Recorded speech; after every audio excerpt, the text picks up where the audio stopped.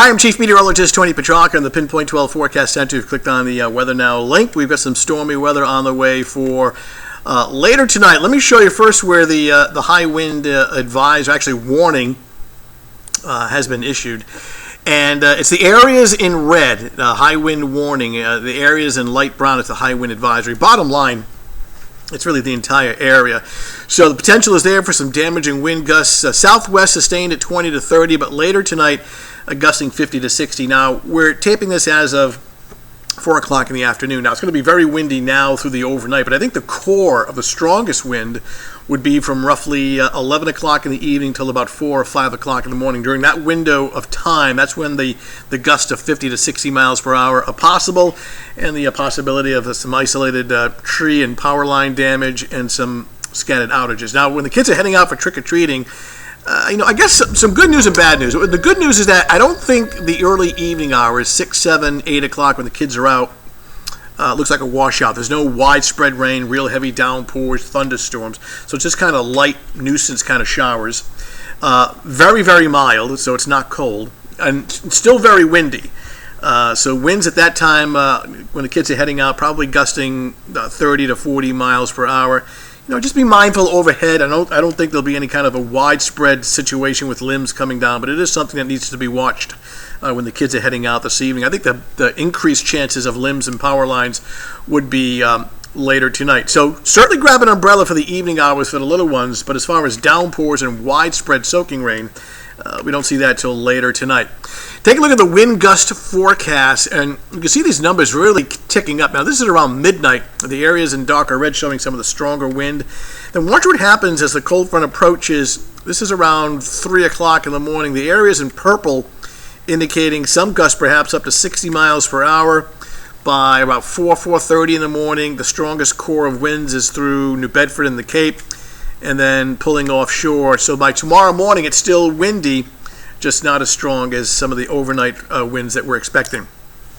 So as far as weather impacts, strong gusts, very high. I would put this the risk of power outages at a moderate level, so it's something I'm going to watch closely. The chance for thunderstorms, I think there's a slight chance. I don't think it's widespread, but some claps of thunder and lightning possible. Again, not during trick-or-treat time, but rather later tonight. And because this heavy rain will be coming through fairly quickly overnight, it's not sticking around too long, so the risk of any kind of street or urban flooding is pretty low. So for the early evening hours, again, very windy and warm with a few light rain showers, no downpours, and then storm really kicking in late night. If I had to narrow it down as far as a timetable from roughly 11 p.m. to 5 a.m., rain, wind, and thunder. Improvement for Friday. Now, Friday's a windy day, just not as windy as tonight. With clearing skies, we'll get some sunshine, though it will turn much cooler. So take a look at the satellite and radar composite. And we're taping this as of 4 o'clock. Of course, we have the clouds, the gusty winds, and the mild temps. Little speckles of green. That's it. There's like sprinkles, drizzle, and light rain showers. Here's the wider view. And clearly you can see on the left-hand side of your screen where the heavier rain and thunder is located.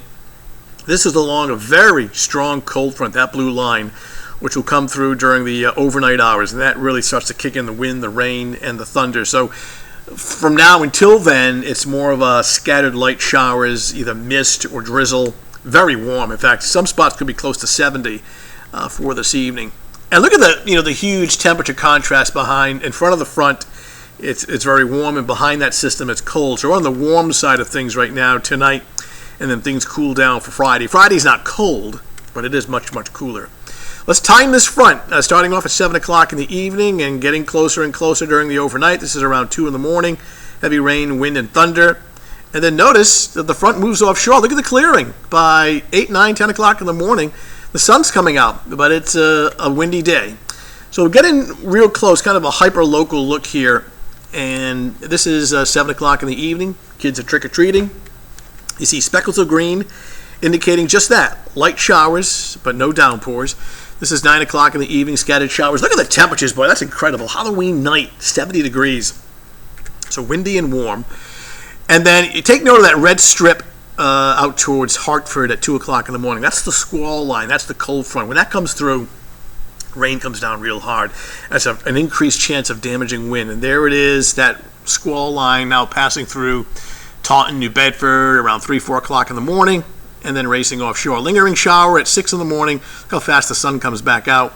2 o'clock in the afternoon, windy, cool, and dry in the 50s. Tomorrow evening, tomorrow night, turning a lot cooler. High school football games Friday night look fine. So scattered light precipitation this evening, much heavier rain, much heavier wind later tonight and into the pre-dawn hours, and then improving on Friday. Trick-or-treat winds are still going to be very, very gusty and strong, but we think the stronger winds should be reserved for later tonight. I'm going to do a Facebook Live on WPRI in a few minutes. It's 4 o'clock right now, so you can catch that live or you can catch that on tape, WPRI Facebook page. Of course, a lot of information on our website, WPRI.com. And of course, I'm back very shortly on Eyewitness News starting at 5 p.m. Thanks for logging in. We'll talk to you soon.